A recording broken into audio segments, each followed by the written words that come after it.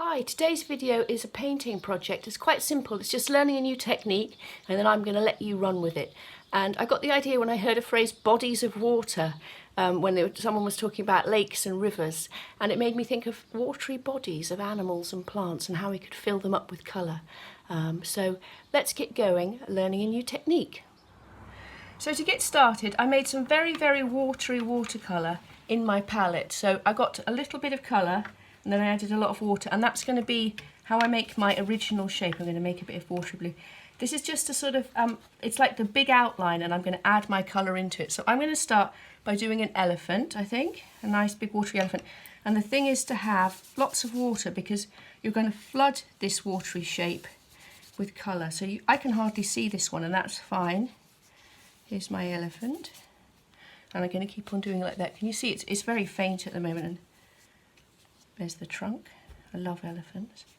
And this is quite a funny project because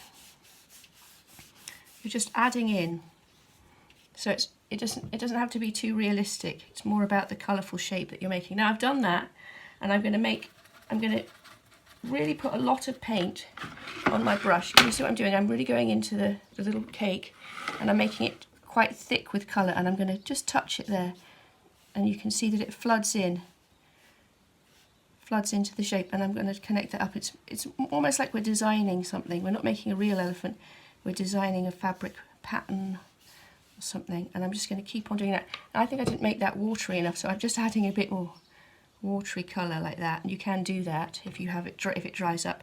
And then I'm going to keep on flooding it with colour like this. I'm going to go close to the edge there,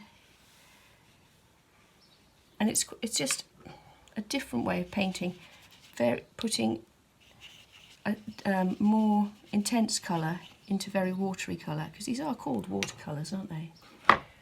And then just adding some more dots, and you can make, oh, there's a big dot on my page there. Now a good thing to do this is a bird. You could do a bird like this. So if you get to the edge and you want to make something like a little tail, I'm spreading that out like that. Now I think I might want to make a more intense actual eye, so I'm going to make an eye here, and I'm going to put more pigment into that. There. There's the eye of my elephant. It's kind of a crazy picture. It looks more like a little mouse now, actually. Maybe I should have thickened up the feet.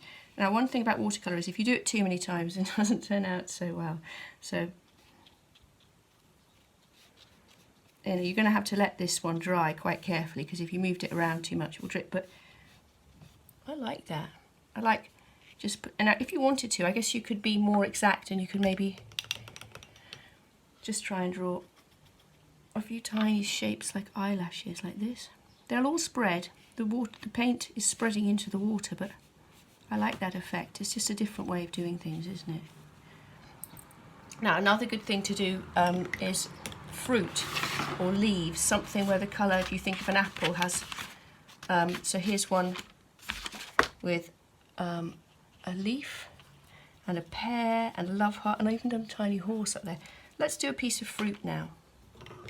Now you could fill the whole page like this. You could even do a big crowd of people that were all watery outlines, and they were like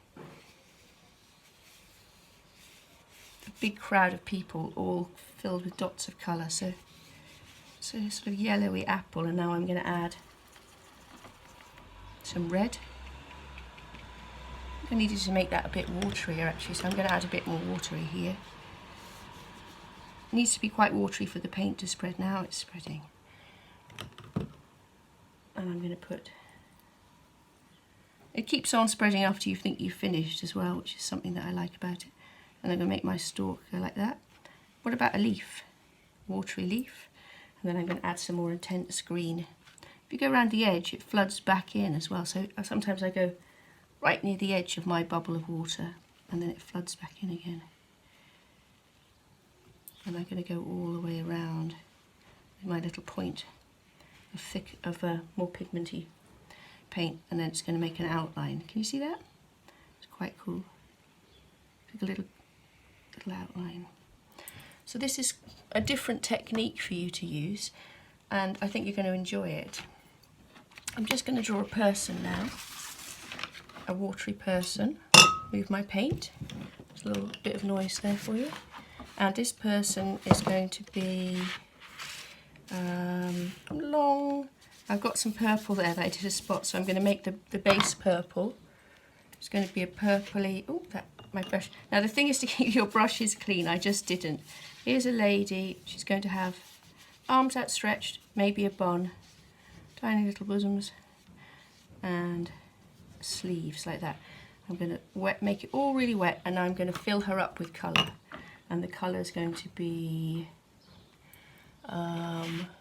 maybe kind of a blue. Let's see. Yeah, put a bit more blue on, like this.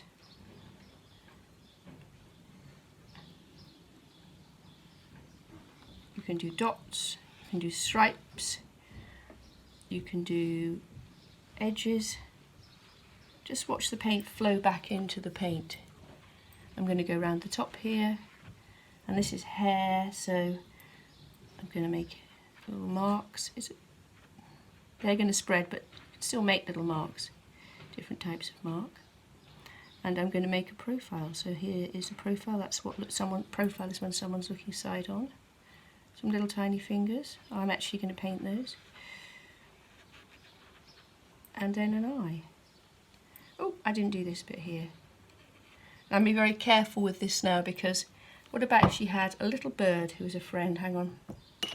A little yellow bird sitting on her hand.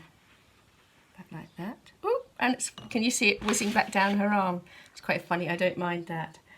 And the bird is going to have a purple beak, purple edge. I'm going to go around again. At the end I'm going to show you some other ones that I did before, because I think you might find it interesting. That's very, very wet, that bird, so be careful not to tip it. I'm going to give her a purple eye as well, so that her eye shows up.